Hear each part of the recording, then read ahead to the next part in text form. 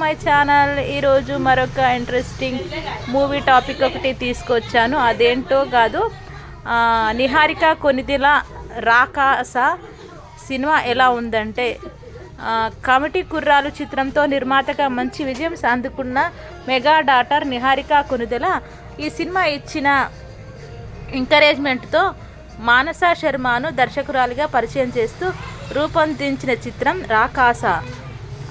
ఈ cinema review ఎలా ఉందంటే ఇప్పుడు మనం తెలుసుకుందాం.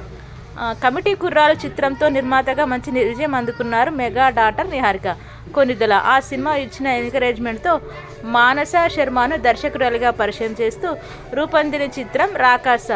సంగీత్, శోభన్, నయన్, సారిక జంటగా నటించిన ఈ సినిమాలో గెటప్ శ్రీను, వెన్నెల కిషోర్, తనికెళ్ల భరణి, రోహిణి కీలక పాత్రధారులు. మూవీ ప్రమోషన్స్ భిన్నంగా చేయడంతో విడుదలకు ముందు మంచి బజ్ ఏర్పడింది. దాంతో నిహారిక ఖాతాలో మరో విజయం ఖాయమని జోరుగా ప్రచారం సాగింది. హారర్ జోనర్లో తెరకెక్కిన ఈ సినిమా శుక్రవారం ప్రేక్షకుల ముందుకు వచ్చింది. మరి రాకాస అంచనాలకు అందుతుందా? నూతన దర్శకురాలు మానస, నిర్మాత నిహారిక ఖాతాలో హిట్టు పడిందా అన్నది ఇప్పుడు తెలుసుకుందాం. అసలు సినిమా కథ ఏంటంటే, రాకవనం అనే ఓ ఊరు. ఆ ఊర్లో వందల ఏళ్ల చరిత్ర ఉన్న భయంకరమైన కోట. అందులో ఓ బ్రహ్మరాక్షసి ఊరిలో ఉల్కా పడిన ప్రతిసారి మూతపడి ఉన్న కోటాల్లో ఉన్న రాకాసికి బలిదానం ఇవ్వాలి, లేదంటే ఊరు వల్లకాడు అవుతుంది. వింతలు జరుగుతూ ఉంటాయి. ఆ కోటలోకి వచ్చిన ఎవరూ బయటకు రాలేరు. ఆ రాకాసాన్ని అంతం చేయడానికి తన సైనికులతో ఓ రాజు లోపలికి వెళ్ళి బలైపోతాడు. అప్పటి నుంచి ఆ కోట జోలికి ఎవరూ వెళ్ళరు. తోకచుక్క పడినప్పుడు మాత్రం ఆ ఊరి ఆచారం సంకేతాల ప్రకారం ఓ మనిషిని బలిస్తారు. అలా ఓసారి అమెరికా నుంచి రాకవరం వచ్చిన వీరబాబు అలియాస్ సంగీత్ శోభన్ ఆ కోట ప్రాంతంలోకి వెళ్ళి ఇబ్బందుల్లో చిక్కుకుంటాడు. అప్పుడు తలెత్తిన సమస్యలకు అతనే కారణమంటూ బలిగా అతన్నే ఇవ్వాలంటూ గ్రామస్తులు పిరికివాడైన వీరు కోటలోకి వెళ్ళి ఏం చేశాడు? అప్పటికే కోటలో ఉన్న సోము అలియాస్ వెన్నెల కిషోర్ ఎవరు? వీరుని ప్రేమించిన సుబ్బలక్ష్మి అలియాస్ నయన సారిక తనతో అతని కోసం ఏం చేసింది?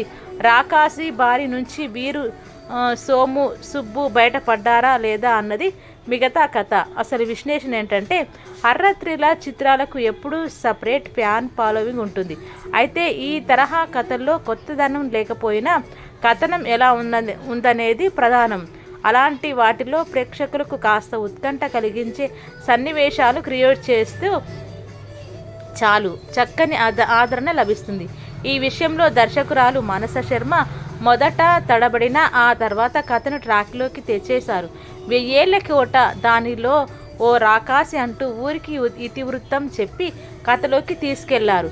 వీరబాబు ఊరికి రావటం, సుబ్బుతో ప్రేమలో పడి ఫెయిలవ్వటం, తన తింగరి పనులతో కోటాకు సంబంధించిన చిక్కుల్లో ఇరుక్కోవడం, భయంకరమైన కోటలోకి వెళ్ళే పరిస్థితి తెచ్చుకోవడంతో నవ్వులు పూయిస్తూ ఫస్ట్ హాఫ్ సాగుతుంది. అయితే ఇందులో మర్డర్ కేసు అంటూ చేసిన హడావిడి బలవంతంగా ఇరికించినట్లు అనిపిస్తుంది. ఇక ఊరి కట్టుబాటు ప్రకారం ఈసారి బలికి వీరబాబే వెళ్ళాలనే నిబంధనతో కోటలోకి వెళ్ళడంతో సెకండ్ హాఫ్ మొదలవుతుంది.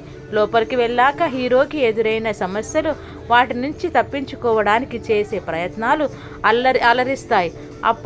అప్పటికే లోపల ఉన్న సోము అలియాస్ వెన్నెల కిషోర్ పాత్ర కూడా నవ్విస్తుంది. వీరిద్దరు కాకుండా తర్వాత హీరోయిన్ గెటప్ శ్రీను లోపలికి వెళ్ళి బయటకు రావడం కోసం ఎలాంటి పాటలు పడ్డారు అన్నది వినోదం పండిస్తుంది. కానీ రాకాసిని అంతం చేయడం కోసం వేసే ప్లానుల్లో సీరియస్నెస్ మిస్ అయింది.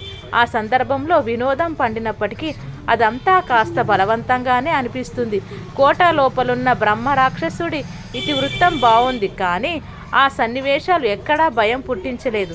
కోట అంటే భయం అంటారు ఆ ఊరి జనాలు, కానీ వెన్నెల కిషోర్ ఆ కోటలో 10 రోజులు భయంతో ఉంటాడు, కానీ అతనికి ఏమీ జరగదు. అలాగే కోటకు రెండో దారి ఉందని తెలిసినా చెప్పకుండా దాచారు. ఆ రెండిటికి లాజిక్కులు మిస్ అయ్యాయి. క్లైమాక్స్ కూడా సింపుల్గా ముగిసించేశారు. ఈ తరహా కథకు కావలసిన థ్రిల్లింగ్ ఎలిమెంట్స్ను వదిలేసి రాకాసి చిన్న పిల్లలకు మధ్య సెంటిమెంట్స్ సీన్లు పెట్టారు. అది బాగానే అనిపించినా ఓవరాల్గా సింక్ అవ్వదు. ఈ సీన్లో రాకాసికి మనసు జాలి ఉంటాయని చెప్పే ప్రయత్నం చేసినట్లు అనిపిస్తుంది. ఇదొక చందమామ కథ లాంటి చిన్న సినిమా అని దర్శకురాలు ముందే చెప్పారు. కథ పరంగా కొత్తగా లేకపోయినా నవ్వుకోవడానికి కేవలసిన కంటెంట్ అయితే కథలో భాగం చేశారు. హర్రర్ ఎలిమెంట్స్ మిస్ కాకుండా చూసుకొని ఉంటే ఇంకా బాగుండేది. దర్శకురాలు తీసుకున్న కథలో కొత్త లేకపోయినా ఆమె చెప్పిన విధానం బాగుంది. నటుల పనితీరు ఎలా ఉందంటే, వీరబాబుగా సంగీత్ శోభన్ చక్కగా నటించాడు. అతనిలోని ఏజ్ క్యారెక్టర్కు బాగా ఉపయోగపడింది. కొన్ని సీన్లలో డైలాగు చెబుతుంటే కలేజాలో మహేష్ బాబు గుర్తొస్తాడు. అతని కామెడీ టైమింగ్ బాగుంది. హీరో తర్వాత ఎక్కువగా అలరించింది సోము పాత్రధారి వెన్నెల కిషోర్. నయన్ సారిక క్యారెక్టర్ ఓకే అనేలా ఉంది. హీరోయిన్లకి మధ్య లవ్ సీన్స్ కూడా పెద్దగా లేవు. బ్రహ్మాజీ, ఆశీష్ విద్యార్థి, రోహన్ రాయ్, తనికెళ్ళ భరణి, గెటప్ శ్రీను తదితరులు పాత్రలకు న్యాయం చేశారు. ఆనందీపు సంగీతం సినిమాకు ఏసెట్ అయింది. 2 పాటలు ఆకట్టుకున్నాయి. కోట విలేజ్ సెటప్ అంతా గ్రాండ్గా ఉంది. సీజీ వర్క్లో ఇంకాస్త జాగ్రత్త తీసుకోవాల్సిందనమాట. కెమెరా వర్క్ బాగానే ఉంది.